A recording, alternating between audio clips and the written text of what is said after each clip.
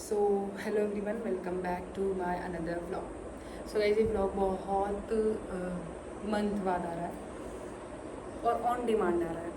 ये व्लॉग बनाने का कोई प्लान नहीं था, ये डिमांड पे बन रहा है व्लॉग। और थंबनेल से आप लोगों को पता चल गया होगा कि किस चीज़ के ऊपर व्लॉग है कि जो भी क्वेश्चंस थे फ्रेशर्स के जेडी कॉलेज को लेके, तो उस क्वेश्चंस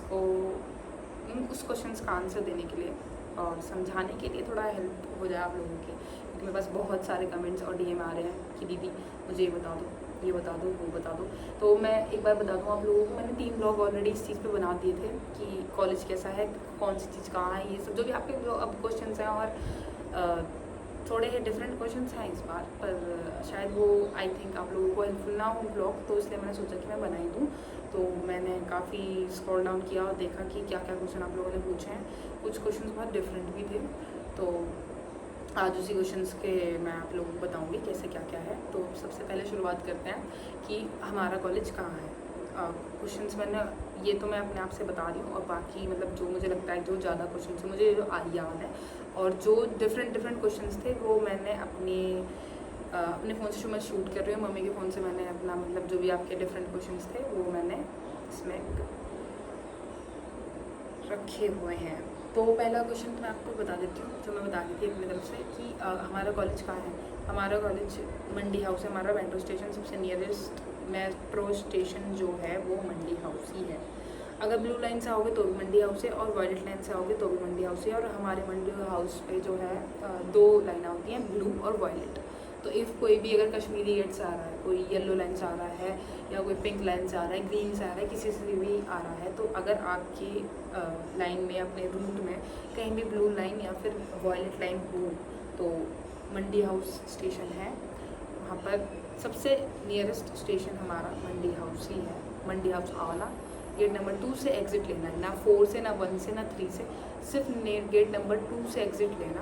और थोड़ा सा ही चलते हो, जैसे मैंने ब्लॉग में आपको दिखाया था कि सामने मतलब आपको एक मूर्ति टाइप दिखेगी और थोड़ा सा चल के हमारा कॉलेज आ जाता है। ठीक है, ज़्यादा डिस्टेंस नहीं है हमारे कॉलेज की। सबसे अच्छी बात यही है कि हमें रिक्शा ऑटो लेने की जरूरत नहीं है, थोड़े से डिस्टेंस पे हमारा कॉलेज आ जाता है। उसके बाद सेकेंड क्वेश्चन ये था कि दीदी हमारा कॉलेज गर्ल्स है या बॉयज़ है, मतलब कॉलेज है कैसा है। तो हमारा कॉलेज गर्ल्स का है भाई, नो बॉयज़। स्टार्टिंग से ये नहीं कि अभी हुआ है, स्टार्टिंग से ही है। उसके बाद एक क्वेश्चन अब मैं इसमें से देख के बताती हूँ आपको। एक क्वेश्चन आ रखा है कि भी हमारे कॉलेज में एडमिशन का क्या क्राइटेरिया वगैरह। सो जैसे सब यूनिवर्सिटीज़ में, दिल्ली यूनिवर्सिटी में जितना भी क्राइटेरिया सबका सेम ही है कि CUT दो, उस हिसाब से आपकी 3 लिस्ट निकलती हैं, उस हिसाब में आपको जैसे भी आपकी मेरिट आएगी उस हिसाब से जो भी है वो सब कुछ हो जाता है। तो लोगों के ये क्वेश्चन बहुत आएगी, दीदी कट ऑफ कितनी है। जेनुअनली बताऊँ तो मैं ऐसा नहीं बोलूँगी कि इतनी आए उतनी आए। जेनुअनली बताऊँ तो इफ़ अगर तुम है ना, अगर आपके ठीक नंबर है ना, हो जाएगा, आराम से हो जाएगा। ठीक है, उसके बाद आता है, लेकिन हाँ तब होगा इफ़ अगर सीट्स कम होंगी, मतलब कॉलेज में जितनी सीट्स होती हैं अगर उसके हिसाब से ज़्यादा लोगों ने ज़्यादा मतलब अप्लाई कर रखा है, तो पहले उन लोगों को लिया जाएगा जो ज़्यादा ऑब्वियसली अच्छे मार्क्स है। अब कोई 50 वाला है और कोई 100 वाला है, तो ऑब्वियसली बात है 100 वाले का पहले एडमिशन होगा, तो उस हिसाब से होगा और बाकी हो जाएगा। इतना कोई टेंशन मत लो। इतना भी कोई वो नहीं होता कि कोई 50 नंबर के CUT दे के आया, वो नहीं, इतना तो कोई नहीं होता। वही 100 से अबव, और आई थिंक 200 से अबव तो सबके जाते हैं आराम से। और टू अगर अपनी प्रायोरिटीज़ जो हमारी लिस्ट होती है कि ये वाला कॉलेज चाहिए, ये वाला कॉलेज चाहिए, तो इस बात को ध्यान रखना। इफ़ आप फॉर एग्ज़ाम्पल है, अगर पहले हमारी चॉइस थी मिरांडा, फिर है लेडी श्री राम, हंसराज हिंदू, SRC, फिर लेडी एविन कॉलेज। अगर फर्स्ट लिस्ट में आपको लेडी एविन कॉलेज मिला है तो इसका मतलब समझ जाओ ऊपर के तो मिलने ही नहीं है आपको। तो यहाँ पर दिमाग से चलना, इफ़ अगर लेडी एविन कॉलेज जो हम भी आपका अगर आपने अपनी चॉइस 5th रखी है लेडी एविन कॉलेज को, तो उससे ऊपर जो 4 हैं वो तो नहीं मिलेंगे। अगर आप अपना जो है स्टे पे करते हो कि 2 लिस्ट और देख लें, तो वो तो नहीं हो पाएगा। इफ़ अगर 5th से नीचे आपको लगता है कि कोई अच्छा कॉलेज है और आप उसमें चले जाओगे और कोर्स अच्छा है, तो फिर आगे के लिए वही करना, वरना अपडेट, वरना तो जय श्री राम और करके ना इस कॉलेज में आ जाओ। लेकिन कॉलेज, मेरा एडवाइस ये है कि कॉलेज के हिसाब से मत जाओ कि यार वही कॉलेज चाहिए वही चाहिए, नहीं। पहले कोर्स देखो फिर कॉलेज देखो। इफ़ तुम्हें कॉलेज बहुत अच्छा मिल रहा है और कोर्स ऐसा मिल रहा है कि उसे करने के बाद कोई फ़ायदा ही नहीं है, तुम्हारा तो मतलब उसका कोई प्लान ही नहीं था, तुम्हारा कोई फ्यूचर ही नहीं बन रहा और तुम उसे करके बैठ रहे हो, तो कोई फ़ायदा नहीं है। तो पहले कोर्स देखना फिर कॉलेज देखना। उसके बाद आता है नेक्स्ट क्वेश्चन है हमारा, दीदी हमारे कॉलेज का हॉस्टल है या नहीं। ठीक है, तो इस क्वेश्चन में जो मैं और क्वेश्चन है वो भी मैं आपको बता दूँ। पहला क्वेश्चन, हमारे कॉलेज में हॉस्टल है। दूसरा, हॉस्टल की फ़ीस के लिए बहुत आ रहा था, तो तब मेरे टाइम पे तो मतलब मैं हॉस्टल नहीं हूँ, मैं डे स्कॉलर हूँ, मैं हॉस्टल से नहीं हूँ, लेकिन मेरे कुछ फ्रेंड्स हैं जो हैं हॉस्टल में, तो 65,000 फॉर 1 सेमेस्टर इतना था तब। अब आई थिंक उससे ऊपर भी हो गया हो या उतना हो वो तो मुझे नहीं पता, लेकिन इतना तो आराम से है एक सेमेस्टर के लिए। ठीक है, और हॉस्टल कैसा है? हॉस्टल सही है यार, एक रूम में मतलब I think third year second year first year कुछ ऐसा सीन होता है कि मतलब एक स्टूडेंट ऐसा कुछ, और बाकी हॉस्टल तो मतलब बेकार भी नहीं है, अच्छा भी नहीं है, सही है हॉस्टल तो। मतलब जैसे होते हैं यूनिवर्सिटीज़ के ऐसे ही हॉस्टल है, और जो हॉस्टल है सेफ्टी है। अब यहाँ पे मैं एक अपना पॉइंट ऐड करना चाहूँगी कि मेरे पास बहुत ये आ रहे थे कि दीदी पीजी है क्या आसपास, तो मैं आपको बताती हूँ। कॉलेज में हॉस्टल है, पीजीज़ भी हैं।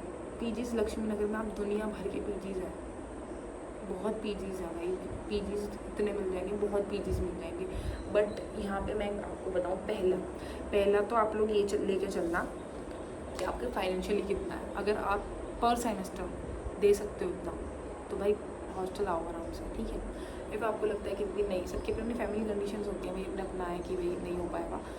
अगर तुम्हें लगता है कि तुम पीजी अफोर्ड कर सकते हो तो पीजी के लिए चले जाओ। लक्ष्मी नगर में बहुत पीजी है, नियरेस्ट मेट्रो स्टेशन भी लक्ष्मी नगर का वही, लक्ष्मी नगर नहीं, निर्माण विहार वगैरह ये सब चीज़ हो गई, बहुत बच्चे आते भी हैं।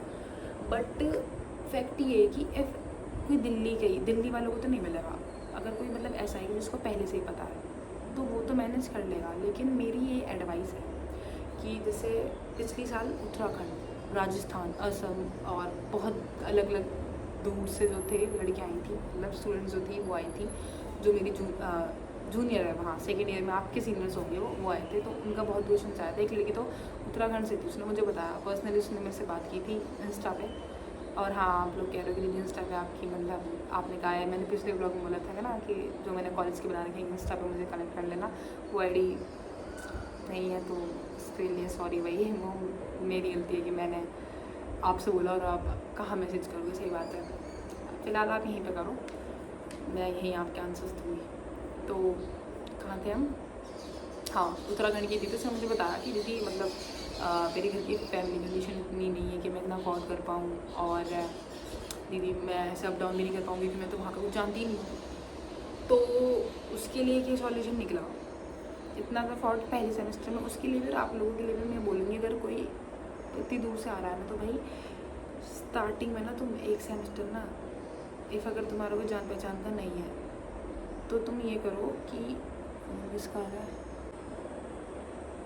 एक सेमेस्टर आप लोग हॉस्टल में रहो, हॉस्टल देखो कैसा है, चीज़ें सीखो कि निर्माण विहार कहाँ है, ये सब चीज़ें, पीजीज ढूंढो कौन सी जगह कहाँ से क्या चीज़ मिलेगी, कैसे मैनेज होगा।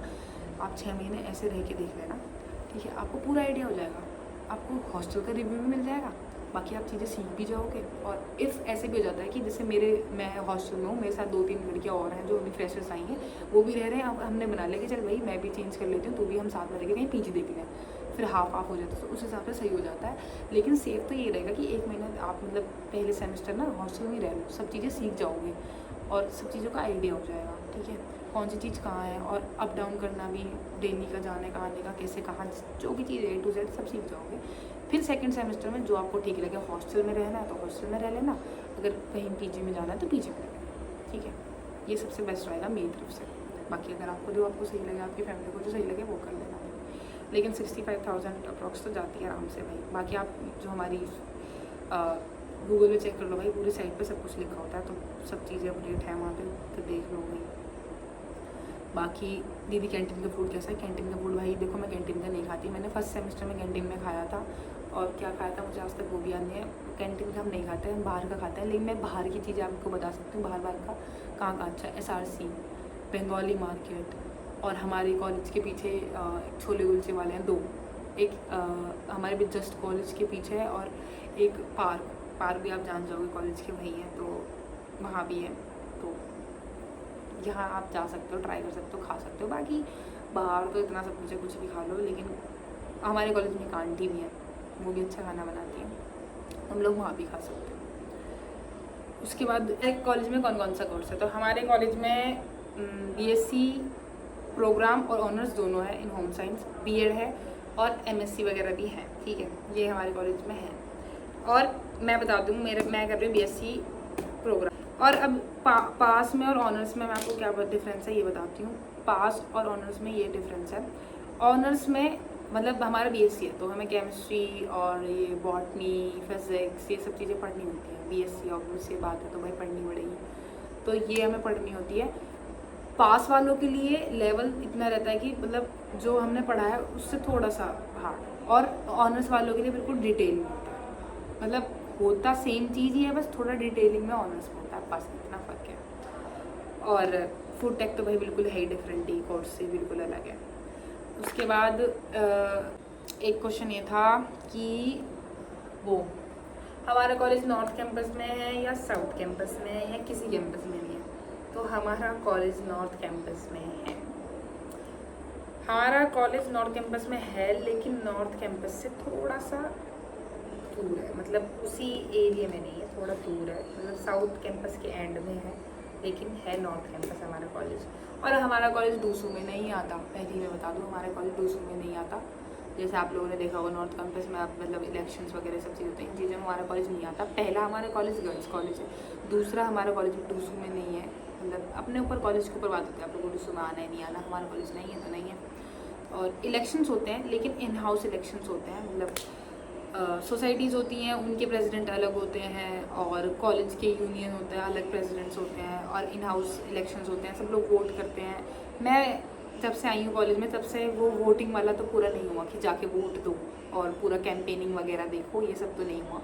हमसे पिछले जो मेरे से पहले वाला जो बैच था उसमें हुआ था, हमारे बैच में अब तक तो हुआ नहीं है, ऑनलाइन हुआ था सब कुछ। अब की बात पता नहीं, ऑफलाइन होगा ऑनलाइन होगा, तब तक आप लोग आओगे तब तक तो सब कुछ हो चुका होगा, हाँ हो चुका होगा, या फिर आप लोग आके वोट दोगे, आई थिंक हो चुका होगा। सब यूनियन वगैरह सब हो चुके होंगे। और सोसाइटीज़ तो आप लोगों को बताइए, वही मैंने पिछले व्लॉग में बता रखा है, अगर ना पता हो तो एक बार वो व्लॉग देख लेना, सारी सोसाइटीज़ डिटेल में मैंने बता रखा है। ये सोसाइटीज़ हैं, उसमें प्रेसिडेंट होते हैं, सेक्रेटरी होते हैं, ये क्राइटेरिया होता है, और ब्ला ब्ला ब्ला। और सबसे ज़्यादा क्वेश्चन जो मेरे पास आए हैं ना, वो सबसे ज़्यादा क्वेश्चन इसी के आए हैं कि दीदी क्या इसके बाद कोर्स करने के बाद फ्यूचर है, दीदी हॉस्टल फ्यूचर, ये दो क्वेश्चन। एक second guys. So guys next question था कि CUT कंपलसरी है दीदी देना, यस ऑफ कोर्स, CUT के बिना तो एडमिशन भी नहीं होगा भाई। उसके बाद आता है जो स्टूडेंट्स दीदी मतलब मैं बताती हूँ, उसने लिखा गया है कि जो आर्ट्स और कॉमर्स के हैं वो अप्लाई कर सकते हैं होम साइंस के लिए। तो पहली बात तो अगर आपने 11th-12th में होम साइंस पढ़ी है तो, और दूसरा आप लोगों को मिल जाएगा, लेकिन आपको मिलेगा प्रोग्राम, ऑनर्स नहीं मिलेगा, प्रोग्राम मिलेगा, BSc प्रोग्राम, ठीक है। उसके बाद हाँ, और पहली बात होम साइंस मतलब ये नहीं कि खाना बनवाएंगे, ये सब नहीं, सब चीज़ें BSc इन होम साइंस है, मतलब केमिस्ट्री, बॉटनी, फिजिक्स सब कुछ पढ़नी पड़ेगी। साथ में जो होम साइंस के सब्जेक्ट्स होते हैं वो पढ़ने पड़ेंगे, वो आपको आगे पता चल जाएगा कैसे कैसे सब्जेक्ट्स हैं, डिपार्टमेंट्स हैं ना, फैशन हो गया, अपना फूड हो गया, मतलब 4-5 डिपार्टमेंट है, ऑलरेडी मैंने आपको बता रखा है पिछले ब्लॉग में। उसके बाद है दीदी अपने कॉलेज का इन्वायरमेंट कैसा है, अपने कॉलेज का इन्वायरमेंट अच्छा है, अपने ऊपर है। उसके बाद है हमारे कॉलेज में, अरे क्या हो गया यार,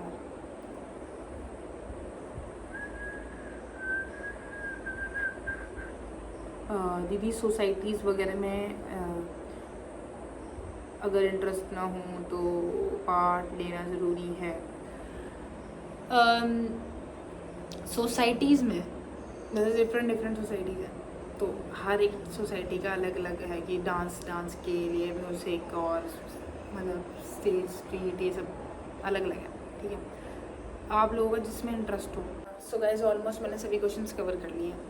और अगर आप लोगों का अब भी कोई क्वेश्चन हो तो इसी व्लॉग में, इसी कमेंट सेक्शन में, मतलब इस व्लॉग के कमेंट सेक्शन में जो क्वेश्चंस हो आप लोग उस पर कमेंट कर देना। इफ़ मुझे लगा कमेंट में आप लोग समझ जाओगे तो ओके है, और अगर लगता है कि नहीं मैं डिटेल में बताना पड़ेगा तो मैं उस पर एक और ब्लॉग बना दूँगी इसी पर। और अगर मेन जो मेन क्वेश्चन है वो उठा लेते हैं। पहला, हॉस्टल कैसा है? हॉस्टल का मैंने आपको बता दिया, हॉस्टल चाहिए, एक सेमेस्टर रह लो, पूरा आइडिया हो जाएगा।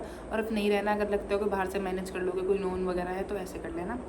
दूसरा, फ्यूचर के रहा तो आपके ऊपर है, कोर्स सही है, अगर आपको लगता है, आपके ऊपर है आप किस फील्ड में कैसे ईयर वाइज जैसे इंटरेस्ट बढ़ता रहेगा, जैसे आप जाओगे तो उसके ऊपर है कि कैसा होगा। लेकिन जॉब तो है भाई, ऐसी बात नहीं है, ढूंढनी पड़ेगी, लेकिन खुद ढूंढनी पड़ेगी, खुद तरीके से, मतलब बिल्कुल आपको स्टेप बाय स्टेप चलना पड़ेगा कि हाँ भाई ये ऐसे खुद आओगे सब समझ जाओगे, समझाने की जरूरत भी नहीं पड़ेगी, उल्टा सबको समझाओगे। तो सोसाइटीज़ टूर वगैरह सब जो देखना है, मेरे पिछले व्लॉग्स हैं, 2-3 व्लॉग मैंने डाल दिए हैं, आप वो देख लेना। अगर आप लोगों को अब भी कोई क्वेश्चंस हैं तो यार व्लॉग मैं ट्राई करूँगी, बना दूँगी जल्दी, देख लूँगी जैसा भी होगा, बना दूँगी।